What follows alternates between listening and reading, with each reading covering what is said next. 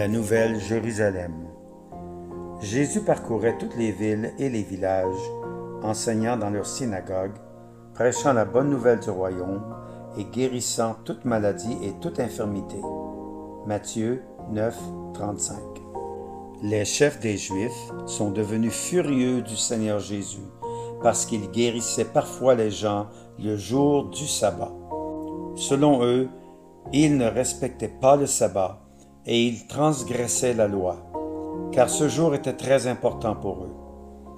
Donc, ils se sont arrangés d'exclure de la synagogue chaque personne qui reconnaissait Jésus comme Messie. Jean chapitre 9, verset 22. Ainsi, ces scribes et ces pharisiens ont persécuté ceux qui ont cru en Jésus. Malgré tout cela, beaucoup ont cru en lui, même parmi les chefs.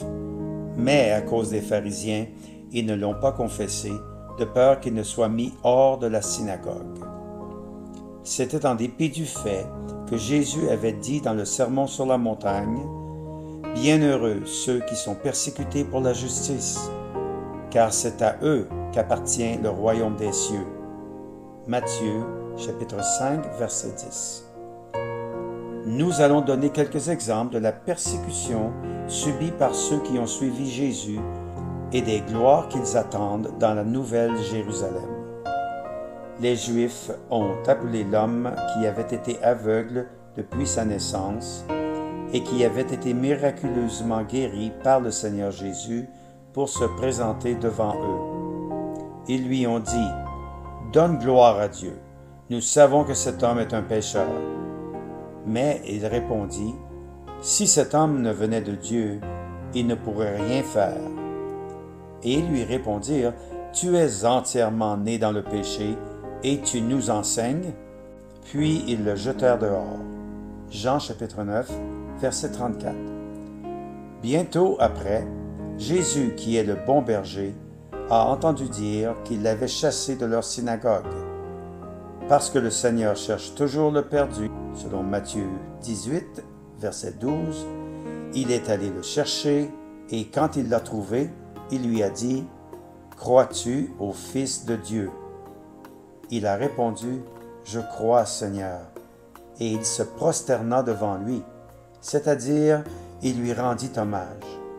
Jean chapitre 9, versets 35 à 38.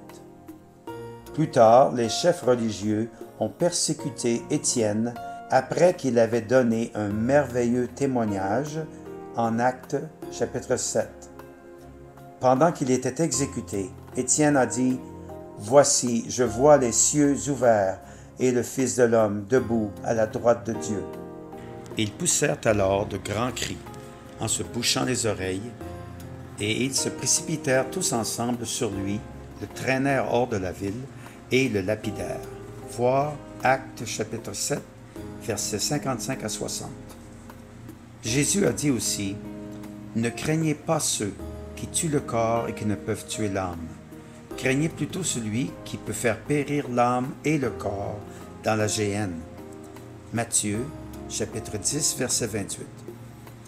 Il a dit aussi, « Ils vous excluront des synagogues, et même l'heure vient où quiconque vous fera mourir croira rendre un culte à Dieu. » Jean chapitre 16, verset 2. Plus tard, la ville de Jérusalem était en pleine confusion quand Paul a confirmé que le Messie devait souffrir et ressusciter des morts. Dans ce tumulte, les gens se sont mis ensemble et ont essayé de tuer Paul. Ils l'ont retiré du temple et immédiatement les portes ont été fermées. En essayant de le tuer, le commandant et ses soldats sont venus.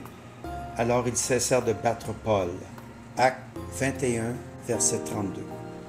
Vers la fin de sa vie, le Seigneur Jésus avait averti, « Jérusalem, Jérusalem, qui tue les prophètes et qui lapide ceux qui te sont envoyés. » Matthieu, chapitre 23, verset 37. Chers amis, Dieu a envoyé son Fils pour être le sauveur du monde. Ainsi, il a souffert dans la ville de Jérusalem. Ensuite, à Golgotha, il a répandu son sang sur la croix. Il est écrit, « C'est pour cela que Jésus aussi, afin de sanctifier le peuple par son propre sang, a souffert hors de la porte. Hébreux chapitre 13 verset 12. Si vous croyez Jésus, vous deviendrez un des vainqueurs et non pas quelqu'un qui est vaincu. Il est écrit, « Celui qui vaincra, je ferai de lui une colonne dans le temple de mon Dieu, et il n'en sortira plus.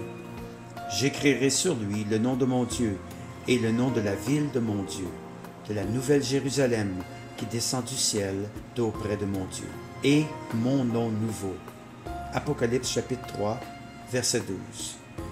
La nouvelle Jérusalem est la ville de paix, la ville du grand roi, qui est le roi des rois et le Seigneur des seigneurs. La ville n'aura besoin ni du soleil, ni de la lune pour l'éclairer, car la gloire de Dieu l'éclaire, et l'agneau est sa lampe. Apocalypse, chapitre 21, verset 23. Ses portes ne se fermeront point le jour, car là il n'y aura point de nuit. Verset 25. Il n'entrera chez elle rien de souillé, ni personne qui se livre à l'abomination et au mensonge. Il n'entrera que ceux qui sont écrits dans le livre de vie de l'agneau. Verset 27. Heureux ceux qui lavent leurs robes, afin d'avoir droit à l'arbre de vie et d'entrer par les portes dans la ville. Apocalypse, chapitre 22, verset 14. Et j'entendis du trône une forte voix qui disait, « Voici le tabernacle de Dieu est avec les hommes. Il habitera avec eux, et ils seront son peuple, et Dieu lui-même sera avec eux. Il essuiera toute larme de leurs yeux, et la mort ne sera plus, et il n'y aura plus ni deuil, ni cri, ni douleur, car les premières choses ont disparu. » Apocalypse, chapitre 21, versets 3 et 4. À l'extérieur de Jérusalem, le roi a parlé aux domestiques.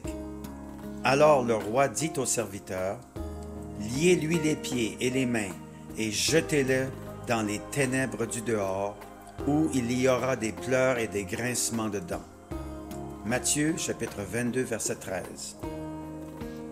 Cher ami, Jésus-Christ vous appelle, encore aujourd'hui, pour recevoir le salut et la vie éternelle.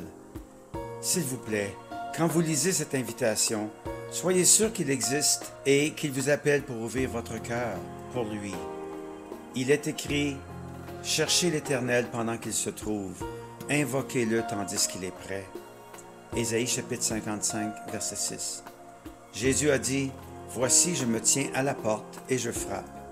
Si quelqu'un entend ma voix et ouvre la porte, j'entrerai chez lui. Je souperai avec lui et lui avec moi. » Apocalypse chapitre 3, verset 20. Il est Dieu, le Seigneur Tout-Puissant, et il fera sortir tes pieds du filet. Psaume 25, verset 15. Si vous lui rendez visite, il pardonnera vos péchés quand vous les lui avouez. Et alors, vous deviendrez une nouvelle créature.